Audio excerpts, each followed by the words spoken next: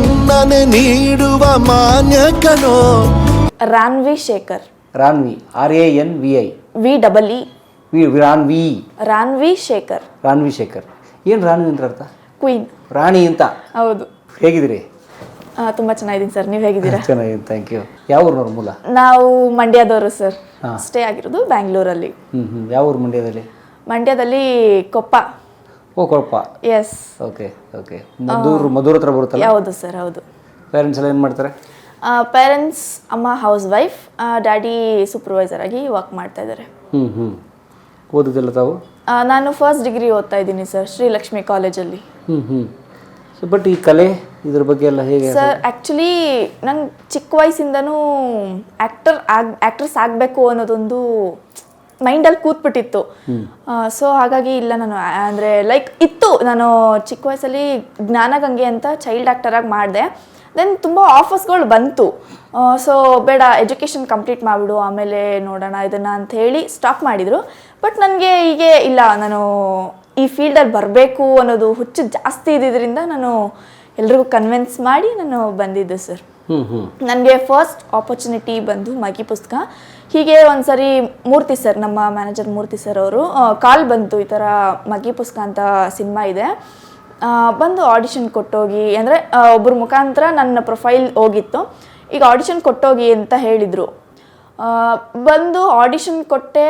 So ನಾನು expect ಮಾಡಿರಲಿಲ್ಲ sir, ಯಾಕಂದರೆ 416 ಮೆಂಬರ್ಸ್ ಆಗೋಗಿತ್ತು ಆಲ್ರೆಡಿ, ಆಡಿಷನ್ ಆಗಿ 417 ನಾನು. ಸೊ ಅದು ಈ ಪಾತ್ರಕ್ಕೆ? ಹೌದು ಸರ್, 417 ಆಗಿ ನಾನು ಸೆಲೆಕ್ಟ್ ಆದೆ. ತುಂಬಾ ಖುಷಿ ಇದೆ ಅದು. ಡೈರೆಕ್ಟರ್ ಸರ್, ನಾನು ಹೋಗಿದ್ದ ದಿನನೇ ಡೈರೆಕ್ಟರ್ ಸರ್ ಹೇಳಿದ್ರು, ಇಲ್ಲ ಅವನಿ ಕ್ಯಾರೆಕ್ಟರ್ಗೆ, ನನ್ನ ಪಾತ್ರ ಮಗ್ಗಿ ಪುಸ್ತಕದಲ್ಲಿ ಅವನಿ ಅಂತ ಹೇಳಿ, ಸೊ ಅವನಿ ಕ್ಯಾರೆಕ್ಟರ್ಗೆ ಈ ಹುಡುಗಿ ಸೆಟ್ ಆಗಿದ್ದಾರೆ ಅಂತ ಹೇಳಿದ್ರು. ತುಂಬಾ ಖುಷಿ ಆಯಿತು ಸರ್. ಅದು ನಾನು ನಿಜವಾಗ್ಲೂ ಎಕ್ಸ್ಪೆಕ್ಟ್ ಮಾಡಿರಲಿಲ್ಲ ನಾನು ಸೆಲೆಕ್ಟ್ ಆಗ್ತೀನಿ. ನಾನು ರ್ಯಾಂಡಮಾಗಿ ಹೋಗಿ ಆಡಿಷನ್ ಕೊಟ್ಟೆ, ಬಟ್ ಸೆಲೆಕ್ಟೆಡ್ ಅಂತ ಹೇಳಿದಾಗ ಅದು ಲೈಕ್ ಅದು ಆಗೋವಂಥ ಖುಷಿನೇ ಬೇರೆ ಇರುತ್ತೆ. ನೆಕ್ಸ್ಟ್ ಡೇ ಹೋಗಿ ಸ್ಟೋರಿ ಎಲ್ಲ ಕೇಳಿದ್ವಿ. ನನ್ನ ಬೇರೆ ಸೆಕೆಂಡ್ ಥಾಟ್ ಇಲ್ಲವೇ ಇಲ್ಲ. ಸ್ಟೋರಿ ಕೇಳ್ತಿದ್ದಂಗೆ ಸರ್ ಹೇಳಿಬಿಟ್ಟೆ, ಓಕೆ ಸರ್ ನಾನು ಮಾಡ್ತೀನಿ ಇದನ್ನು ಅಂತ ಹೇಳಿ ನನ್ನ ಜರ್ನಿ. ಹಾಗೆ ಒಂದಷ್ಟು ರಮಾನಂದ್ ಸರ್, ನನ್ನ ಗುರುಗಳು, ಅವನಿ ಕ್ಯಾರೆಕ್ಟರ್ಗೆ ಏನೇನು ಪ್ರಿಪ್ರೇಷನ್ಸ್ ಬೇಕು ಅದೆಲ್ಲನೂ ಫ್ರಮ್ ಬೇಸಿಕ್ ಟು ಏನೇನು ಬೇಕು ಎಲ್ಲನೂ ಕೂಡ ಅಷ್ಟೇ ಚೆನ್ನಾಗಿ ಟ್ರೈನ್ ಮಾಡಿದ್ರು ನಮಗೆ, ಥ್ಯಾಂಕ್ಸ್ ಟು ಹಿಮ್.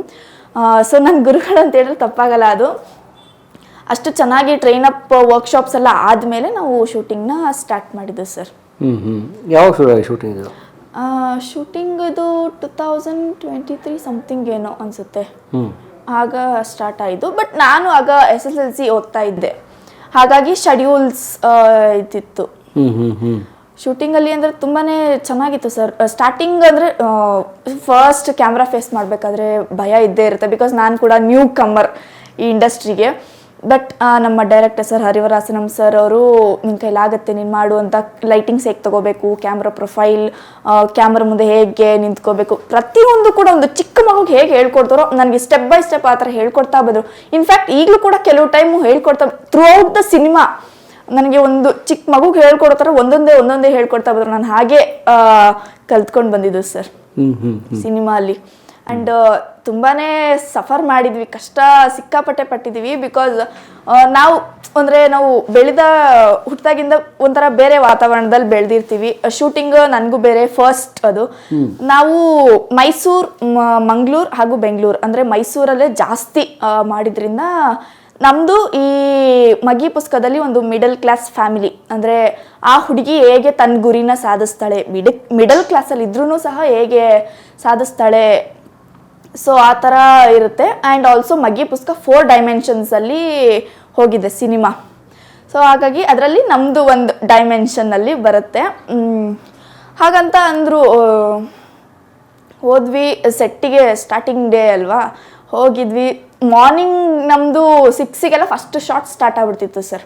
ಅಂದರೆ 5:30 ಅಷ್ಟರಲ್ಲಿ ನಾವೆಲ್ಲ ಸೆಟ್ಟಲ್ಲಿ ಇರಬೇಕಾಗಿತ್ತು. ಎಲ್ಲ ಅಲ್ಲೇ ಶೆಡ್ಯೂಲ್ ಅಂದರೆ ಒಂದು 10-12 ಡೇಸ್ ಈ ಥರ ಇರ್ತಿತ್ತು. ಸೊ ಹಾಗಾಗಿ ಎಲ್ಲ ಅಲ್ಲಲ್ಲೇ ಸ್ಟೇ ಆಗಿರ್ತಿದ್ವಲ್ಲ, ಸೆಟ್ಟಿಗೆ ಯಾರೋ ಲೇಟಾಗಿ ಆ ಥರ ಇರ್ತಿರಲಿಲ್ಲ. ಎಲ್ಲ 5:30 ಅಷ್ಟರಲ್ಲಿ ಸೆಟ್ಟಲ್ಲಿ ಇರೋರು 6 o'clockಗೆಲ್ಲ ಫಸ್ಟ್ ಶಾರ್ಟ್ ಸ್ಟಾರ್ಟ್ ಆಗಿಬಿಡ್ತಿತ್ತು. ಆ್ಯಂಡ್ ಇನ್ನೊಂದು ಥಿಂಗ್ ಏನಂತಂದರೆ ಅಲ್ಲಿ ಸ್ಮೋಕ್, ಅದು ಚಿಕ್ಕದು ಮನೆ, ಹಳೇ ಬಂಗ್ಲೆ ಅದು. ಅಲ್ಲಿ ಚಿಕ್ಕದೊಂದು ಮನೆ ಇತ್ತು. ಸೊ ಅಲ್ಲಿ ತುಂಬಾ ಚಿಕ್ಕ ಮನೆ ಅಂತಂದರೆ ತುಂಬ ಹಳೇದು, ಡಸ್ಟ್ಗಳು ಅದೇ ಥರ ಇರುತ್ತೆ. ಆ್ಯಂಡ್ ಮಾರ್ನಿಂಗ್ ಸ್ಮೋಕ್ ಹಾಕಿದ್ರೆ ಎಷ್ಟು ಎಫೆಕ್ಟ್ ಆಗುತ್ತೆ. ಸ್ಟಾರ್ಟಿಂಗ್ ಒಂದು ಸ್ವಲ್ಪ ಕಷ್ಟನೇ ಆಯಿತು ಸರ್. ನನಗೆ ಅಲ್ಲಿ ಅಡ್ಜಸ್ಟ್ ಆಗೋದಕ್ಕೆ ಸಿಕ್ಕಾಪಟ್ಟೆ ಕಷ್ಟ ಆಯಿತು. ನಾನು ಕೂಡ ಎಷ್ಟೋ ಸರಿ ಹುಷಾರು ತಪ್ಪಿ ಅಂದರೆ ಶೂಟಿಂಗ್ ಮುಗಿಸ್ಕೊಂಡು ಹೋಗಿ ಹಾಸ್ಪಿಟಲ್ಗೆ ಹೋಗಿ ಟ್ರೀಟ್ಮೆಂಟ್ ಮಾಡಿಸ್ಕೊಂಡು ಬರೋದು, ಮತ್ತೆ ಮಾರ್ನಿಂಗ್ ಒಂದು ಸ್ವಲ್ಪ ಪರವಾಗಿಲ್ಲ ಅಂತ ಮತ್ತೆ ಸೆಟ್ಟಿಗೆ ಹೋಗೋದು, ಮತ್ತೆ ಈವ್ನಿಂಗ್ ಸೇಮ್ ಅದೇ ಥರ 1 ವೀಕ್ to 15 days ನಾನು ಹುಷಾರು ತಪ್ಪದೆ. ಆ ಸ್ಮೋಕು, ಆ ವೆದರು, ಮಾರ್ನಿಂಗ್ ಬೇರೆ ಮಂಜು ಬೀಳ್ತಾ ಇರುತ್ತೆ ಅಲ್ವಾ ಸರ್. ಸೊ ತುಂಬಾ ಕಷ್ಟ ಆಯಿತು. ಬಟ್ ಅದೇ ಥರ ಚೆನ್ನಾಗಿತ್ತು.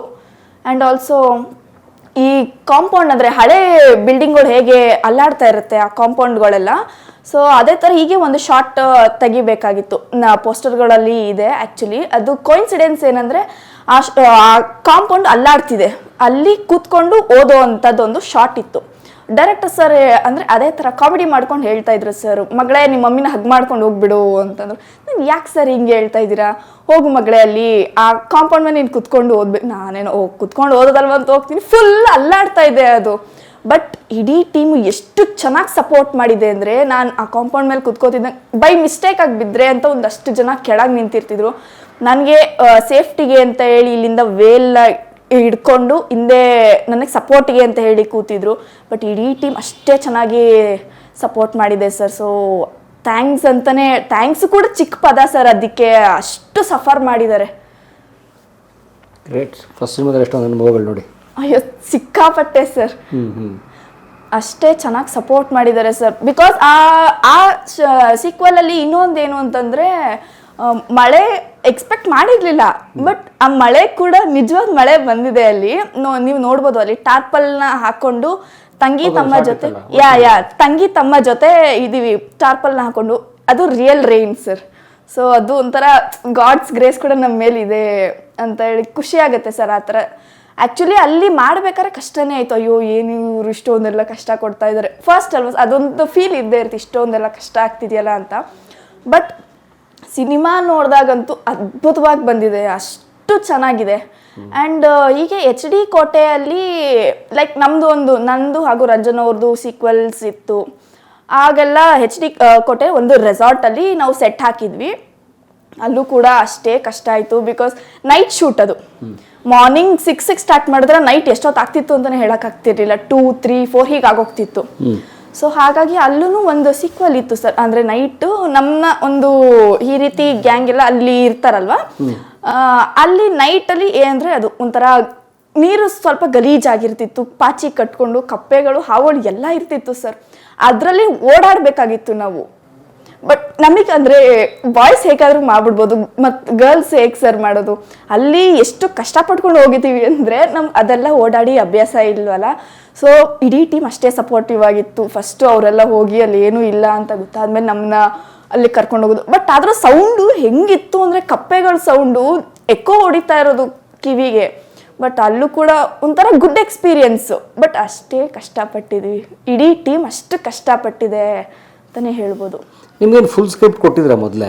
ಹೌದು ಸರ್. ನನ್ನ ಪ್ರಿಪ್ರೇಷನ್ ಆಗೋಕ್ಕೆ ಮುಂಚೆ ನನ್ನ ಏನೇನು ನನ್ನ ಸೀಕ್ವೆಲ್ಸಲ್ಲಿ ಏನೇನು ಇರುತ್ತೆ ಅದೆಲ್ಲನೂ ಕೊಟ್ಟು, ಈ ರೀತಿ ಡೈಲಾಗ್ಸ್ ಇದೆ, ಈ ಥರ ಎಲ್ಲ ಪ್ರಿಪ್ರೇಷನ್ ಮಾಡಿ ದೆನ್ ನಾವು ಶೂಟಿಂಗ್ ಸ್ಟಾರ್ಟ್ ಮಾಡಿದ್ದು.